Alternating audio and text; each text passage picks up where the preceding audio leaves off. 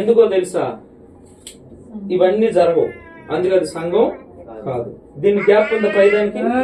లేదు, అది సంఘం. ఎందుకని ఇవన్నీ ఏం జరుగుతుంది? బాప్తిజం, బలారాధన, తర్వాత సువార్త ప్రకటన, తర్వాత వాక్యం చదువుకోవటం, తర్వాత వాక్యం చెప్పటం, తర్వాత దేవుని ప్రేమ ఉంది, తర్వాత ఏముంది? ప్రార్థన ఉంది, ఆరాధన ఉంది, సంఘ పెద్దలు ఉన్నారు, దశమ భాగం ఇస్తున్నారు, కానుకలు ఇస్తున్నారు.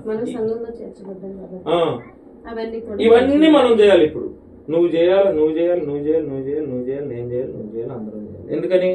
మనం యేసు ప్రభువుని నమ్ముకొని బాప్తిజం తీసుకున్నాం, రక్షింపబడి బాప్తిజం తీసుకున్నాం కాబట్టి ఇవన్నీ మన జీవితంలో చేయాలి. అప్పుడే కోతకు వచ్చినటువంటి పొలం అంటే సంఘం. ఇప్పుడు కోత రెడీగా ఉంది, పంట రెడీగా ఉంది. నేను ఒక్కడనే తింటానా? పొలం వేసినటువంటి వాడిని మీరు కూడా తింటారా? మీరు కూడా తింటారా? తినరా?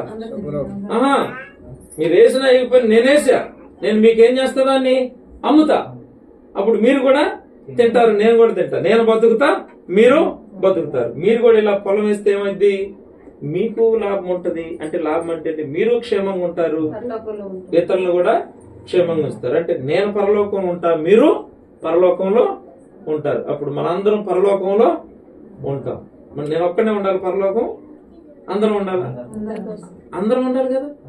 యేసు ప్రభు ఒక్కరి కోసం మరణించిన, అందరి కోసం మరణించాడు. ఇప్పుడు పరలోకంలో ఉండాల్సింది ఎవరు? అందరూ? నేను ఒక్కన్నా? అందరూ ఉండాలి. నేను పండించిన పంట నేను ఒక్కడనే కాదు తినేది, దానికి ప్రతిఫలం అందరూ అనుభవించాలి. అర్థమైంది కదా? అందరూ దేవుని గురించి తండ్రి హృదయం మీకు చెప్పా కదా, తండ్రి హృదయం ఎలాగుంది, మనం కూడా అలాగా ఉండాలి. చిన్న ప్రార్థన చేద్దాం. దేవుని స్తోత్రం.